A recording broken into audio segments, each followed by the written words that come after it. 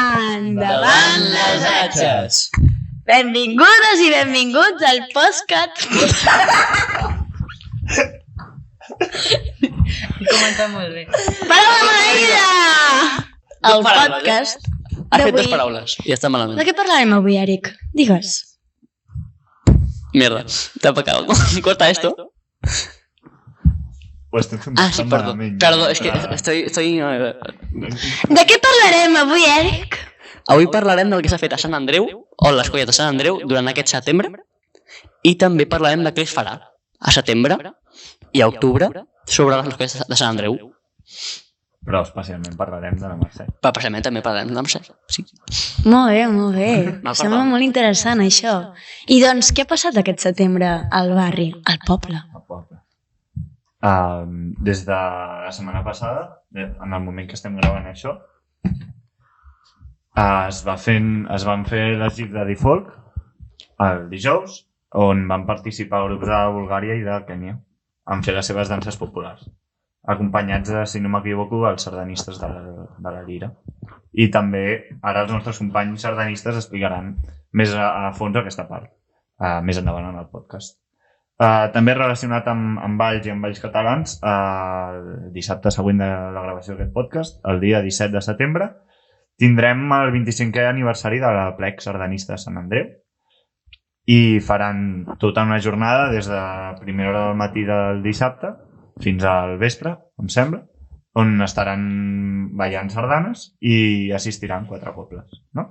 També assistiran juntament amb les coples i amb la sardana diverses colles de cultura popular de Sant Andreu, tal com gegants, per exemple. I doncs, Diables també assisteix o no? Diables de què? De satànica. De satànica jo crec que no. No? Bé, complet, no?, aquest cap de setmana. Molt Diria bé, que sí. que interessant. El següent potser més. El següent El següent ja és més perquè ple. què passa el 24? 24? 3. 24, 25, 23... 23, 24, 25. Aquella setmana. Del dia 23 al 25 es fan les festes de la Mercè. Qui és la Mercè? Jo no tinc idea. Patrona. La patrona. Tu saps, Marta, perquè jo la veritat és que... No, jo només sé qui és Santa Eulàlia. Jo ho estic que no parlo molt. La Mercè, bueno, en teoria ho hem de saber tots. Un moment, sisplau. Bueno. Ja, se m'ha escapat. Doncs, en teoria ho hem de saber tots que és la Mercè, és la patrona de Barcelona. I no sé si vosaltres alguna vegada us han explicat als vostres pares el típic de és que el 24 sempre plou, perquè clar, Santa Eulàlia es posa a plorar perquè es posa trista o perquè es vol venjar del que li va passar. Doncs la Mercè és la nostra patrona de Barcelona, bueno, sí, la patrona. I alguna vegada a mi, per exemple, els meus pares, i segur que a vostres avis o algun familiar us ha explicat que sempre el 24 plou, i diuen que és perquè la Santa Eulàlia, que és la copatrona, sempre es posa a plorar pel que li va fer la Mercè, per així poder Venjar-se, venjar-se correcte. de que li tragués el seu protagonisme. I hem estat investigant una mica i el que hem trobat així d'informació, que és bastant interessant sobre com va acabar sent Mercè patrona de Barcelona, és que el 1218 El 1218, la patrona de Barcelona, la Mercè, es va aparèixer en un somni amb Jaume I, amb Sant Pere Nolasc i Sant Ramon de Penyafort, Penyafort. el qual els va dir: heu de crear un ordre per salvar els cristians. Estàvem en temps de guerra, llavors aquests 3 homes havien de ser homes, perquè havien de ser homes, a la història havia de ser home, no podia ser un home, és igual. Doncs van crear aquest ordre. Més endavant, En el 1687 Barcelona va patir una plaga de llagostes i el Consell de Cent va dir, va anar a la Mare de Déu de la Mercè i li va dir que si feia que aquesta plaga s'anés, la faria patrona de Barcelona, i Mare de Déu de la Mercè ho va fer que aquesta plaga de llagostes desapareixés, i 2 segles més tard el papa Pío IX, és a dir, en el 1868, la va declarar com a patrona de Barcelona. I per tant, el dia 24 de setembre, dia on totes les llagostes van deixar aparèixer de Barcelona, és el dia actual de Santa Mercè. Però la història no acaba aquí. Exacte, encara hi ha més. Per què? Com a petita referència, per exemple, les llagostes ho podíem veure en el cartell de fa uns anys a la Mercè, on apareixia amb la mascareta i amb una llagosta a la mà, que Fent referència a feia com història. una mica de somriure, i era la referència a això, a la plaga de llagostes, també fent una mica de simil amb la Covid. Exacte. Plaga de llagostes, plaga de Covid, más de lo mismo. La idea era plasmar una llagosta com si fos el Covid perquè la Mercè l'eliminés. Que bonic, Eri.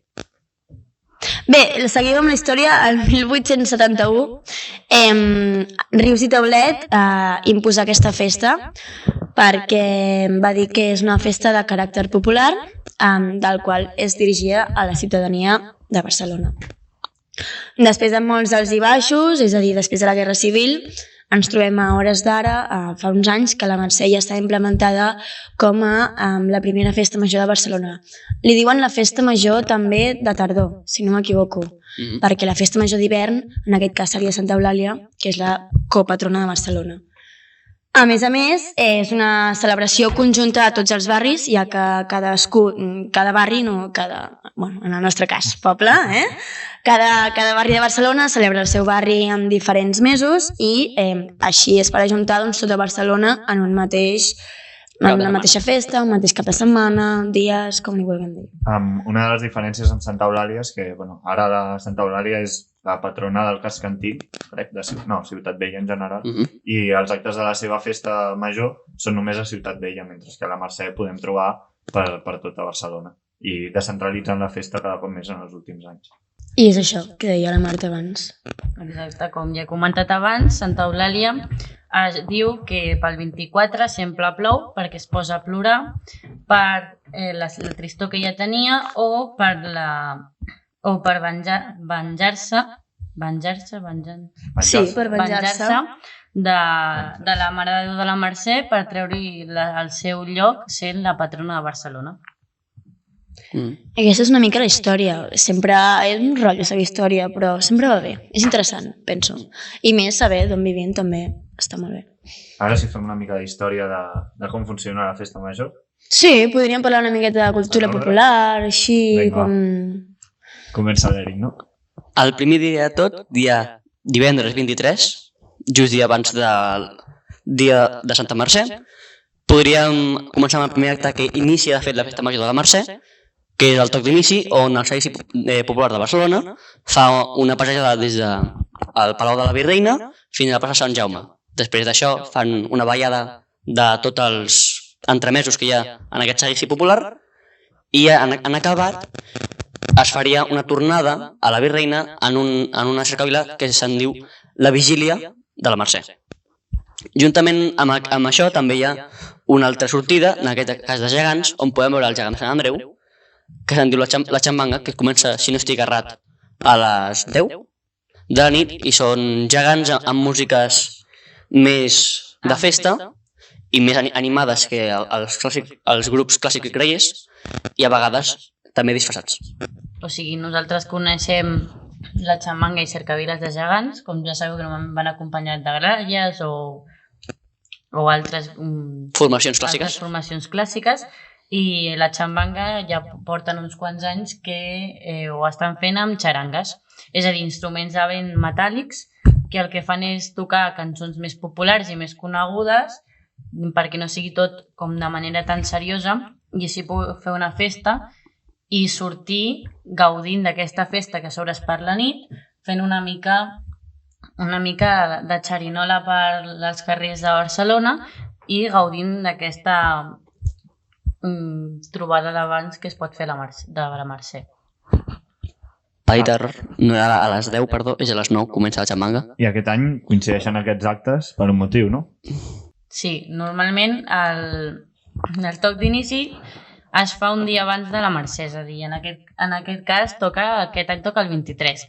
I el cercavila, quan anomenat xambanga, passa pel mateix, es fa el dia abans de la trobada grossa de la Mercè, que és el dia 24.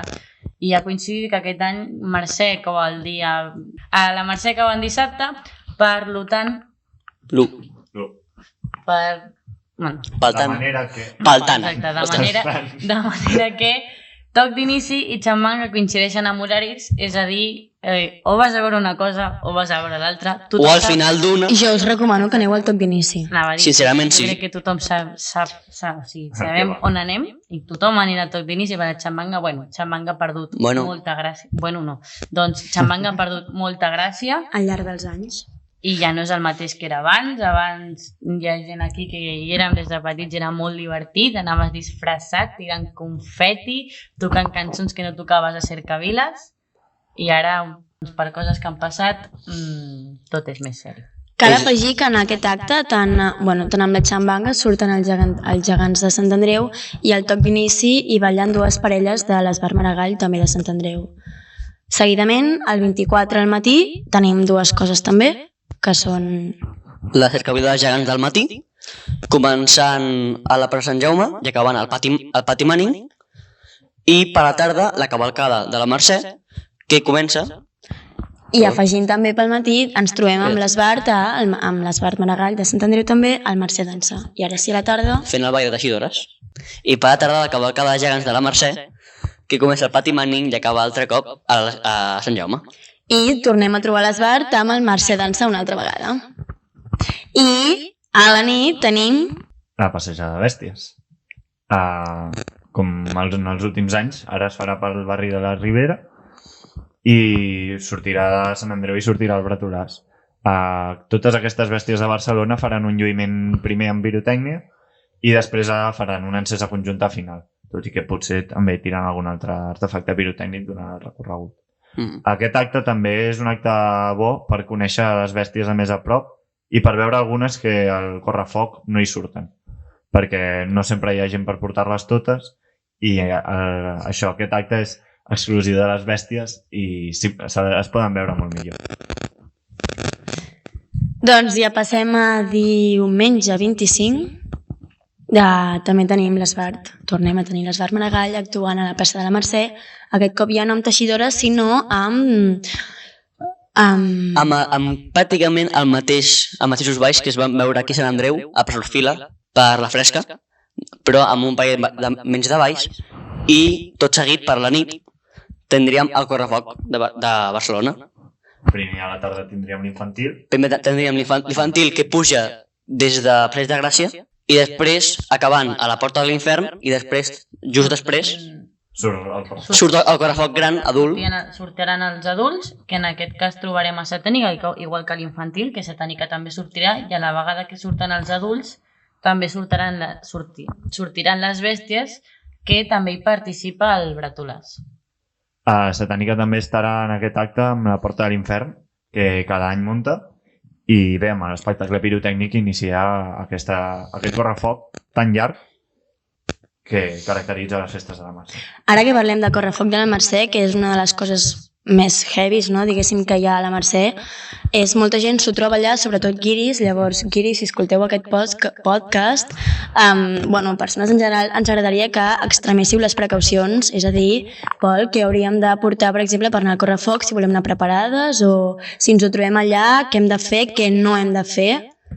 Normalment hem de portar roba de cotó i que aguantin el foc i les espurnes. Quin tipus de jaqueta podria portar? Una esportiva d'aquestes d'anar per la muntanya de plàstic? No, perquè és de plàstic. Una de cotó i, evidentment, a poder ser de màniga llarga. Tot i la calor, aguantem una estona i ja està. Les jaquetes texanes també serveixen. Sí. Barrets de palla. Barrets de palla són idonis i barrets de cotó també. Ulleres de... també s'han de portar. Mocadors també són molt importants i també és bastant important, però no tothom s'ho pot permetre, uns taps, i normalment van bé unes ulleres amb una corda perquè no es caiguin, perquè és un lloc on hi ha molt moviment. On també, especialment al correfoc de la Mercè, hem de recordar que sempre s'ha de respectar aquesta distància amb els diables i amb els entremesos de foc, tot i que a vegades ens hi podem ajuntar, per exemple, en el cas dels diables, agafant-nos a ells si veiem que la situació és idònia. Recordeu que el mocador és més important que vagi el cabell i no a la boca, perquè com t'entri una espurna en el barret de palla o de cotó, se't queda un forat al cap perquè t'has cremat el cabell sencer, i jo trobo que és més important tapar-se el cabell que no la boca, que respirar aquest aire tampoc és tan molest. Bé. Hi ha coses pitjors. Doncs després d'aquestes mesures tan importants que ens han recordat pel També correfoc, recordem que hi ha un cotxe que ho diu. Sí, Bueno. hi ha un cotxe que passa. Bé, Que a dalt ja baix cridant amb un micròfon: correfoc de la Mercè, protegiu-vos amb mulleres, amb barrets, amb jaqueta... Ja fa temps, Cada any. Abans Cada de la any. pandèmia. Exactament. Sempre s'ha bueno, fet això. extremem les Quan era precaucions, Colla sempre Laietana, està bé aquest any extremar les també precaucions en recordem que tot la festa és aspecte. A Paret de Gràcia. Al Passeig de Gràcia, juntament amb el Matí, que no sé si ho hem dit, que és la trobada de gegants modernistes. Ja que aquesta via em sembla que fa 200 anys d'història.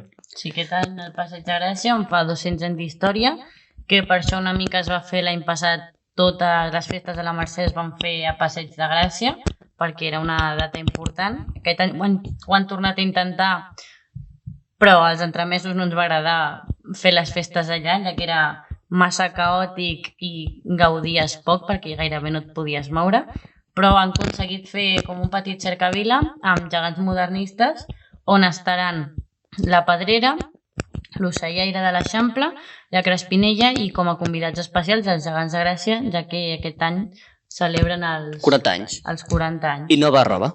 També tindrem convidats de fora de la ciutat, com són els gegants nous de Torredembarra, els indians em sembla que són, els gegants americanos de Sitges i el gegant Gaudí de Riudoms, si no me'n deixo cap altre.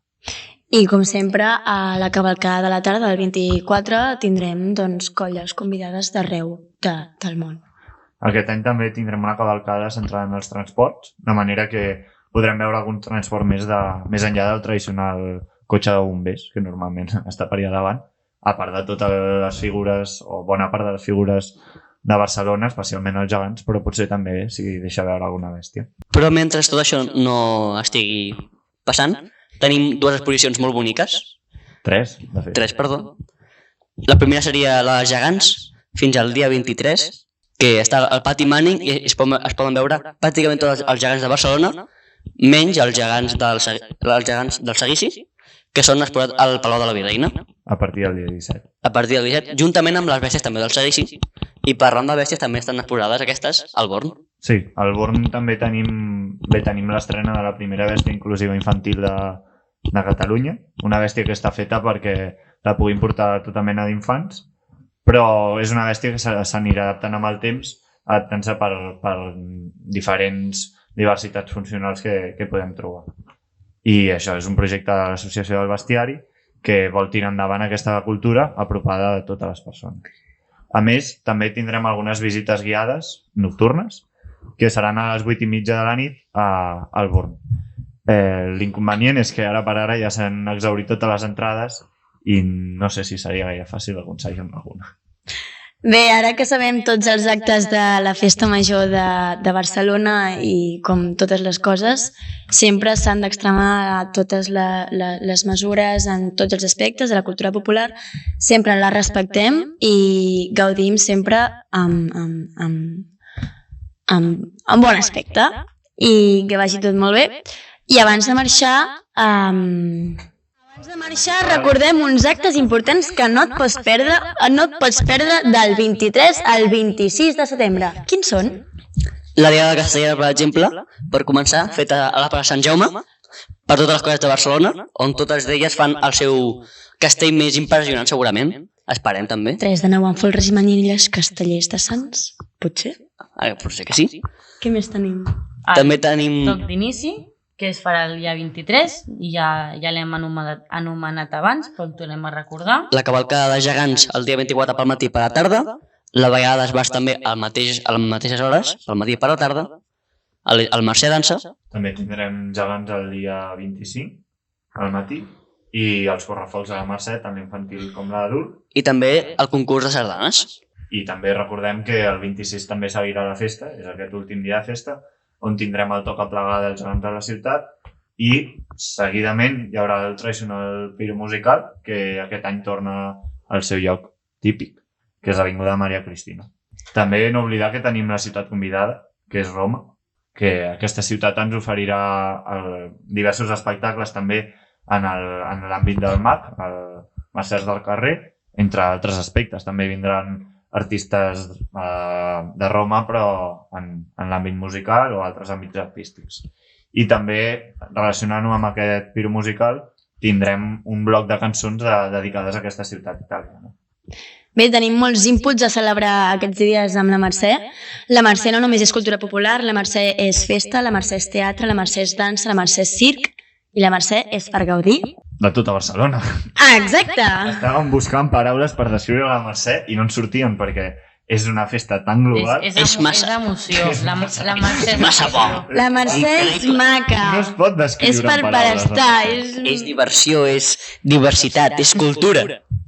Diversitat, sí. Bueno, per afegir, Òbviament, pel sí, jovent per això. que ens escolta, recordeu també que hi ha concerts i que aquest any, pel que jo he vist, hi ha bons concerts, és a dir, ve el Miqui Núñez, la Pegatina, Búhos, Catarres, Oreja de Van Gogh. l'Oreja de Van Gogh també ve, molt bon grup, la veritat.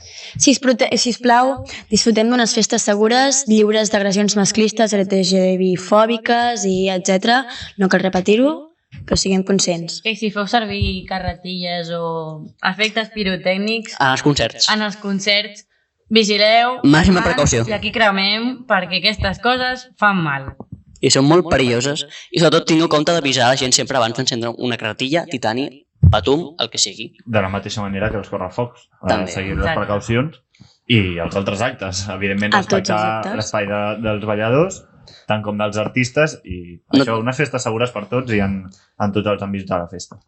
I dit això, Doncs bé, ja com s'ha pogut veure en aquest podcast, la paraula maleïda Podcast.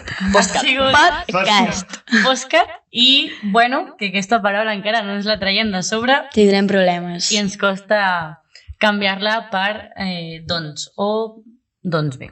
però bueno, no passa res. També segueix la festa a Sant Andreu en el mes d'octubre, no? També tenim un acte organitzat per la colla del Mercadal Infernal, estrenant la seva bèstia, que és el griu com és el seu logo, i són convidades totes les colles de foc de Sant Andreu per fer una diada durant tot el dia, des de matí a tarda, i per la nit es farà una picorra de foc on s'estrenarà la bèstia i es farà el bateig. I es fa el dia 15 d'octubre a la plaça Can Fabra. Doncs bé, donarem pas a la Daia i al Ferran, que ens parlaran una mica de la GIF. Sí, aquest acte que hem dit d'inici d'aquest podcast, aquestes jornades internacionals folclòriques que va organitzar la Difolk, i ells faran una entrevista amb un dels membres de l'organització per conèixer com van succeir aquestes jornades i què és el que s'hi va fer.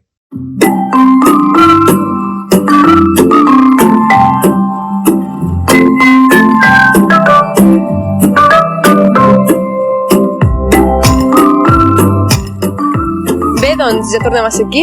Som el Ferran i la Laia i un dia més aquí explicant-vos coses que potser us interessen o potser no. Primer vull preguntar-te com estàs. Doncs jo estic molt bé. Hem començat la universitat, hem començat com un altre cop la rutina, però no em desagrada començar la rutina. Però jo estava molt bé estirat al sofà. Ja, però perquè tu t'agrada.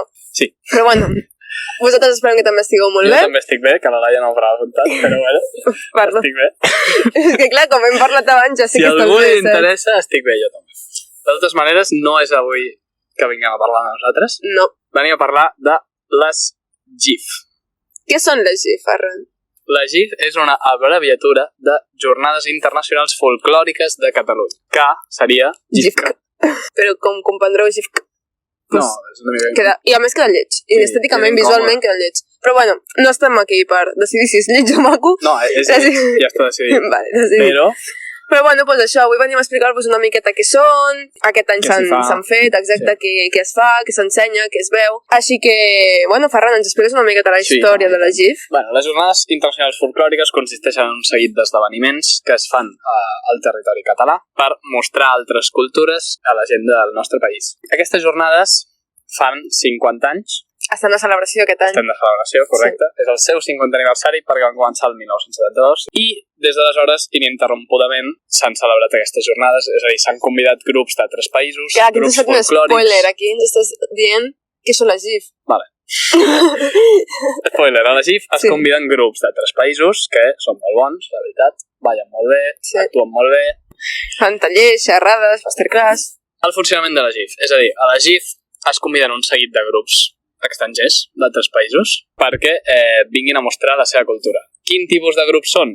Principalment grups de danses populars o grups d'actuacions. A més, a la GIF, aquests grups estrangers van acompanyats dels grups del nostre país, dels grups catalans, i es fan espectacles molt, molt macos i molt xulos, molt representatius de tot el món, on es barreja la cultura catalana amb altres cultures. L'eslògan de la GIF... Jo us ho dic, que és les danses dels pobles pel nostre poble. Vale. I resumeix molt bé el que són les GIF. És a dir, portar les danses del món, les danses dels pobles del món, al nostre poble, que les podem gaudir. Com a cosa curiosa, per exemple, és que al principi totes aquestes jornades internacionals només se celebraven a Barcelona. Què passa? Pues que a Barcelona, a molts grups aquests que són convidats, doncs potser no els surt a compte venir només per 3 dies a Barcelona, i ni 3, potser un dia a Barcelona, i llavors van decidir que s'ampliaria, i en comptes de fer-se només a Barcelona, que seria una GIF pues passaria a ser una GIF, que és GIF a Catalunya. Llavors, aquests mateixos grups anirien rondant per diferents pobles de Catalunya en un mateix període de temps per tal de mostrar la seva cultura a més persones. I això va ser el 1979, que és quan va ser aquesta ampliació. I és com s'ha mantingut fins a dia d'avui. Exacte. De fet, aquest any, les Jornades Internacionals Folclòriques s'han celebrat del 2 a l'11 de setembre, és a dir, fins la Diada. I a Barcelona vam tenir l'oportunitat també de gaudir d'aquests grups, i va ser Sant Andreu. Perquè nosaltres vam participar des de dins, petit spoiler, sí. I és una cosa que ens agradaria explicar. Aquest any, les Jornades Internacionals Folclòriques van ser del 2 a l'11 de setembre i van venir 5 grups convidats. El grup Folk Dance Ensemble de Telimi de Bulgària, que feien principalment la dansa popular de Tràcia, entre altres danses. Va venir la companyia Barrica do Maranhão de Brasil. No, és que tinc un accent molt portuguès. És que no sapigueu que som, la majoria, el Ferran, l'accent portuguès i gallec el domina molt bé. Vale. Que fan representació artística de les danses de la regió do Maranhão. Després tenim el grup Catros, Grupo de Danza de Monterrey, México, que fan espectacles inspirats en el Dia de Muertos, el famós Dia de Muertos, de la pel·li de Coco, que tant hem vist. També va haver-hi el grup Tarumbeta, Africa Cultural Group, del continent africà, de Kènia, que representava danses populars de Kènia d'estil tribal. Sí. Un grup, la veritat, que valia molt la pena veure. Sí, va estar molt, molt guai. I per últim, el grup Romansul Folk Ensemble Cluj-Napoca. No sé si ho he pronunciat bé, però... Segurament no, però... He fet el que he pogut. Són de Romania i són un grup que es dedica a la recuperació de danses populars romaneses. Són grups molt, molt professionals, és a dir, no és qualsevol artista de carrer. Ballen molt bé, molt bé. Són grups que es dediquen exclusivament a això i van pel món fent això per fer un acabat al nostre país.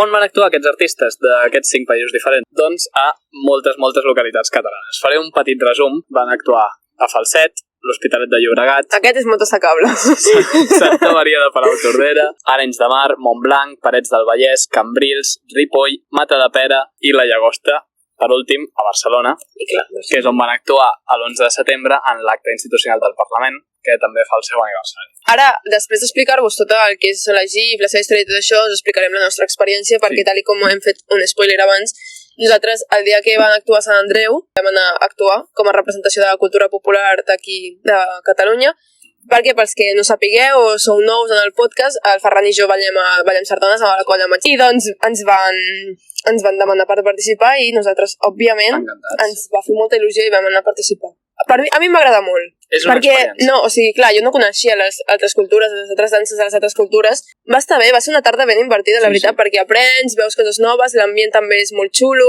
Nosaltres vam tenir l'ocasió de veure els grups de Kènia, de Bulgària i de Mèxic, i la veritat és que grans professionals els 3. Però des de dins és una experiència viure-ho, és a dir, nosaltres que hem anat a un altre event de default, que és la Prega Internacional, que algun dia potser us parlarem d'ell, però és un event que és bàsicament el contrari, portar la cultura catalana a un país extern. Doncs viure l'experiència contrària de rebre aquestes cultures i conèixer noves experiències, noves sensacions del món, és diferent, acollidor. Sí.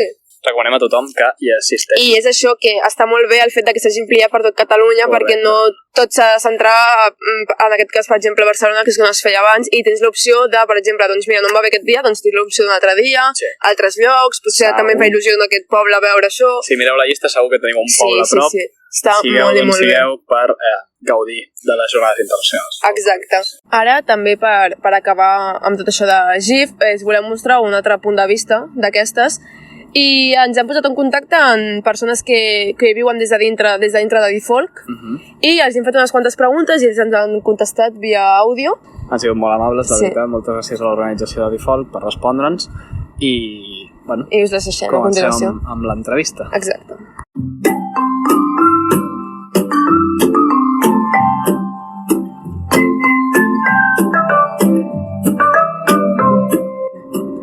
La meva primera pregunta és: com viviu la GIF des de l'organització? És l'esdeveniment més ampli de l'any, que implica més dies i la coordinació de més personal per tal d'arribar a tot arreu. És un festival que permet portar a Catalunya el folklore d'altres indrets del món. També una cosa que ens agradaria saber i creiem que pot ser interessant és com es gestiona aquest contacte amb les altres cultures, amb els altres grups, per tal de que vinguin aquí a Catalunya a mostrar-nos la seva dansa. Doncs la veritat és que ara tenim sort, ja que fa 50 anys es va començar a gestionar els contactes amb els grups a través de cartes a les ambaixades. Després va venir el fax, ja que les trucades eren molt cares, i ara, gràcies a Déu, tenim el correu electrònic, el WhatsApp, i durant tot l'any ens anem passant els correus electrònics i anem gestionant tota la gira, si venen directament per nosaltres, si estan de gira per Europa i nosaltres els podem convidar i la gira quadra, estem en contacte via correu electrònic, sobretot, i ja quan es va acostar la data, ja per WhatsApp acabem de coses ràpides. Necessito això ja, les al·lèrgies, els bitllets d'avió, etc. Doncs ho fem d'aquesta manera. Ja et dic, via correu electrònic i via WhatsApp. A l'hora d'escollir els grups participants, quins criteris feu servir per fer aquest cribatge entre tants grups professionals de tants països diferents? Com trieu quin país voleu que actuï i quins representants de cada país? Els criteris que vam servir des de Difolc, que és a l'hora de triar els grups, és portar un grup de cada continent, Amèrica, Europa, Àsia i Àfrica. També mirem el nivell artístic, música obligatòria en directe. Llavors també mirem que si la secció de CIOF del seu país el recomana, no el recomana, si estan d'aniversari, no estan d'aniversari, i també mirem els criteris dels possibles problemes o complicacions que ens podem trobar a l'hora de tramitar els visats, ja que hi ha països que l'ambaixada no els deixa tramitar el visat fins 30 dies abans del festival, cosa que ho complica tot molt, perquè, evidentment, nosaltres no podem esperar 30 dies abans de començar el festival perquè entregui la documentació. Això vol dir que fins a 15 dies abans del festival no tenim confirmació de si vindrien o no vindrien. Evidentment, tot això ho complica a l'hora de fer la programació, els cartells, les poblacions que acullen a la GIF necessiten o volen saber quin grup tindran per poder fer la difusió. Per tant, aquests països, malauradament, els hem de descartar. Però per tot el més, els criteris, ja et dic, que són bàsicament artístics i les recomanacions que puguem trobar a nivell de CIOF del seu país i a nivell d'experiències que hagin tingut en altres festivals, ens posem en contactes amb altres festivals per demanar referències, no? Aquest grup què tal? I quan ja tenim totes aquestes dades, acabem decidint per un grup o per un altre. I per acabar ens agradaria saber, així com per curiositat, comparant tant la GIF com la Plec Internacional, que són dos jornades en les quals s'ensenya cultura de fora al país on es va, ens agradaria saber quin esdeveniment té millor acollida, si la Plec Internacional o en aquest cas la GIF, que és el que estem parlant en el podcast d'avui. Són dos esdeveniments totalment diferents. La GIF implica la coordinació amb les poblacions i el ressò és a nivell de tot Catalunya. És un acte que es viu entre Difolc i aquestes poblacions que formen part del festival. En canvi, la Plec implica els grups de cultura popular de Catalunya amb una implicació molt diversa, tant d'àmbits com de territori. Pels grups és l'oportunitat de formar part de la internacionalització de la cultura popular catalana a l'exterior.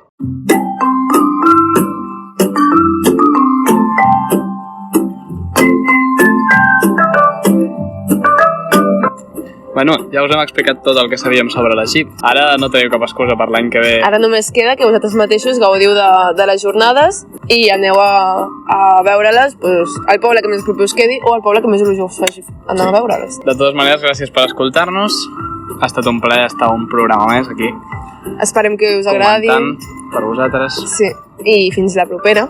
Esperem. Fins aviat. Adeu. Adeu.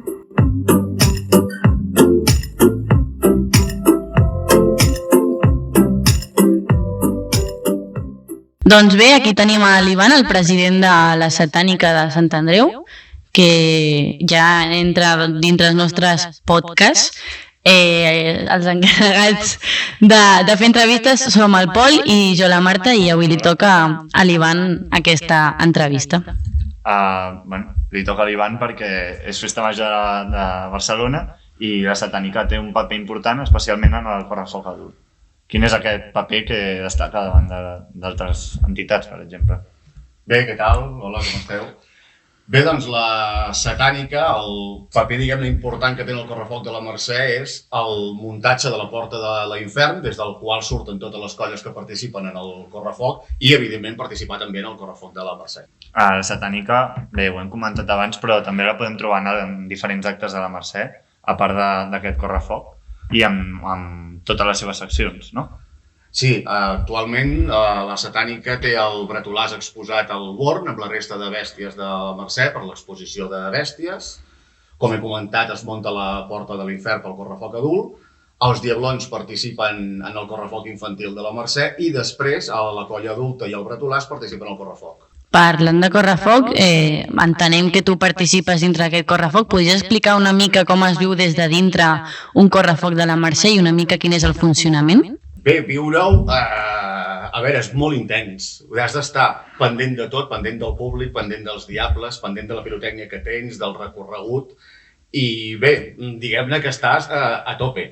Ho has de controlar tot, ho disfrutes, però potser no tant com si estiguessis a fora. És un món que t'ha d'agradar completament com per estar ficat a dintre. Però jo recomano a la gent que s'involucri, qui vulgui participar en un correfoc, que vingui a la Satànica, estem oberts a tothom. I endavant, vamos a por ello. Aquest correfoc, el de la Mercè, com el de cada any, és una mica particular, especialment si el comparem amb els correfocs de Sant Andreu o d'altres que en podem trobar, per exemple, en relació al públic. Com és aquest correfoc? Bé, com dius, és un correfoc particular, o podríem dir especial, perquè és un correfoc amb un gran volum de colles, vull dir que acostumen a ser aproximadament una 60 de colles, i el públic és molt nombrós. Pensem que és un correfoc que es ven inclús als turistes, de que les fiestes de la Mercè són unes festes molt particulars, etc. I hi ha un gran correfoc amb un espectacle pirotècnic, els turistes no saben què és, i hi ha un gran volum de turistes que fins i tot intenten ficar-se sota el correfoc, però sense roba de protecció. Amb la qual cosa, clar, has d'estar una mica també, però sí, això el fa més espectacular encara. Aquests turistes també els podem veure fins i tot a l'infantil, però també és a l'adult quan surten tots sota la llum del foc i s'hi fiquen o això intenten. Bueno, sí, és el que ha dit el Pol. Jo ja fa anys que el visc aquest correfoc i és el que diu també l'Ivan, és molt intens i s'han de tindre en compte, i sobretot amb els turistes que venen que no tenen molta idea del que és un correfoc. Recordem el que ja hem nombrat abans abans d'aquesta entrevista, la roba que hem de portar. Això, seguir les recomanacions bàsiques de deixar espai als entremesos i als diables perquè puguin fer el seu acte. I dintre d'aquest correfoc, a part del correfoc infantil i adult, què més podem trobar? En el correfoc de la Mercè, tot el que engloba el correfoc infantil, hi ha l'encesa de la Porta de l'Infern, que va precedida del correfoc infantil, és a dir, el muntatge de la Porta de l'Infern, diríem que inaugura el correfoc.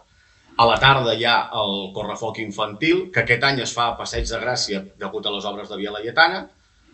Després del correfoc infantil hi ha l'encesa de la Porta, una septrotada i el correfoc adult.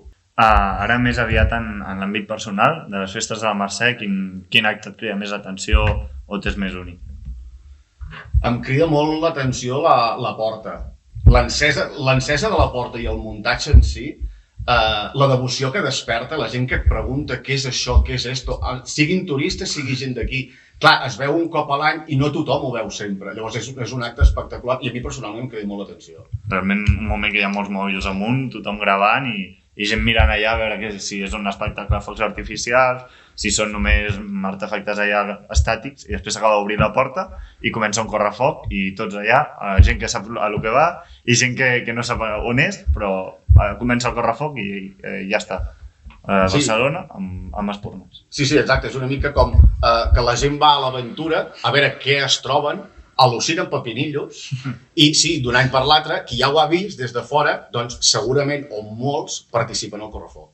I aquesta porta, a part del dia de la Mercè, on més la podem trobar? Ja que, com has explicat, és una porta que realment impressiona per les dimensions que té i, bueno, per la forma de la porta. Jo l'he vista i és de veritat que és impressionant veure el carrer, sobretot quan normalment està Via Laietana, no? Sí. Que és un carrer que és ampli com ell sol i de sobte veure aquesta porta gairebé l'engloba tot. Dius, on poses aquesta porta i on més la pots fer servir? Bé, la porta, a part del correfoc de la Mercè, hi ha anys que la muntem en el que són els 3 toms infernals, en funció de l'escenografia i de la temàtica que tinguin aquell any. Bé, doncs moltes gràcies per vindre avui a fer l'entrevista i per explicar-nos més detalls de la Festa Major de la Mercè, que sempre la majoria dels que estem aquí la veiem, la gaudim, però sí que hi ha alguns detalls que se'ns escapen o que no arribem a comprendre o com la viuen els altres. Bé, doncs moltes gràcies, Ivan, i ens veiem per la Mercè pels carrers. Molt bé, que vagi bé. I ara sí, gaudiu d'unes festes segures i ens veiem aviat. A fer la viu-viu!